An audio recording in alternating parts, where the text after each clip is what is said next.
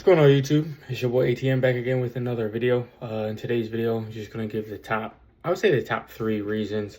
It's not going to be too long of a video why holding on to your semen, sperm, however you want to say it, is vital, to your growth as a man, and why it should be viewed differently than it is now. So to kind of give a little bit of a backstory, especially from my perspective, I understand that sperm is looked at in 2 different ways. It is looked at as kind of just like throwaway, fluids that men expel during sex or during porn or whatever, or I would say masturbation. And it's viewed in a way as we view spit, right?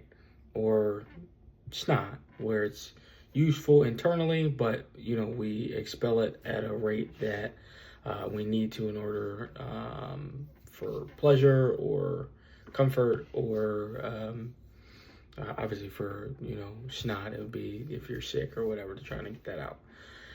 And the other way of viewing it is this kind of gold, or the gold standard of vitals or liquids that the world needs. I would say it's depending on who the man is, the resources that man has, or who that man is in terms of athletics or IQ, or if he has some sort of, I don't want to say supernatural power or something like that. Like there's people out there that are a little different or unique, especially if that person is a man. That sperm is more vital for the collective group, depending on if it's a particular woman, if it's researchers wanting to study it. And I think as we go on, we need to, as men, change our mindset on how we view, and myself included, how we view our, semen. So for number 1, I would say to stop, obviously, watching porn, stop watching whatever's on Facebook or Instagram or TikTok, right? Delete the more explicit content that you may see, twerking or big chested women or Instagram models that are always naked. Now you're going to see that within your own reality, right? I see women who dress like Instagram models, out in the wild, I would say, but those are not women I'm like, oh my gosh, let me, run one off, or I gotta have sex with her in that moment. It's just not realistic, and you can go to jail. So I wouldn't recommend doing that. The reason I say also is to stop watching that content or participating is because as you're releasing your seminal fluid, it is taking parts of you, right? So like if you wake up and you're always tired, your eyes hurt, or your lips may be dry, or your hair is starting to fall out, or you're seeming weaker, is because you are always giving away the seminal fluid not for a particular person or for a particular reason, which is like obviously having children, or for some random occurrence you need to help someone else have a kid, and obviously like shooting it in a cup or something like that. I would say number 2 is looking at your, like I was saying before, looking at your seminal fluid like it is gold or the most valuable, like it's air you breathe, kind of, right? We want to control ourselves and be more self-disciplined, not to release or have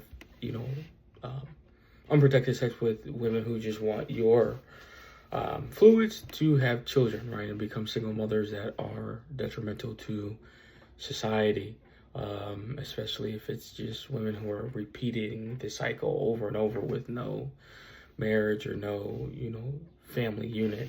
And it kind of also ties into looking at it in a way that it's gold, because there are men, and I know them, and I heard it more so in general, that there are men out there who want to just have a kid with a woman because the woman looks good.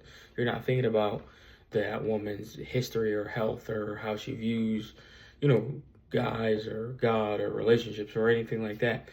She just looks good to you, so you want to impregnate her to keep her around, which is a smaller percentage of dudes, but I've heard it before, and that I've always disagreed with that, because now you're putting that child in a situation where that child didn't need to be, right? That child didn't need to have that type of mother, didn't need to have you as a father, because that wasn't the best option for them, because you weren't looking to date that woman long term. You're just looking to have sex with her. And the third and the last is there something here, I guess, when it comes with meditation and sexual transmutation of your seminal fluids. I would say read a little bit of Think and Grow Rich, understand Kundalini energy, meditation, how to utilize and sexually transmute your semen from just expelling it through porn and masturbation, unprotected sex, or sex in general.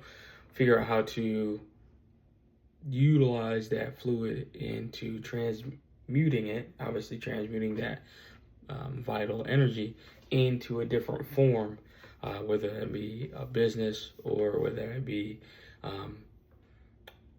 working out, obviously, growing as a man, reading more or going to sleep earlier to kind of get a head start on whatever you're working on for the next day.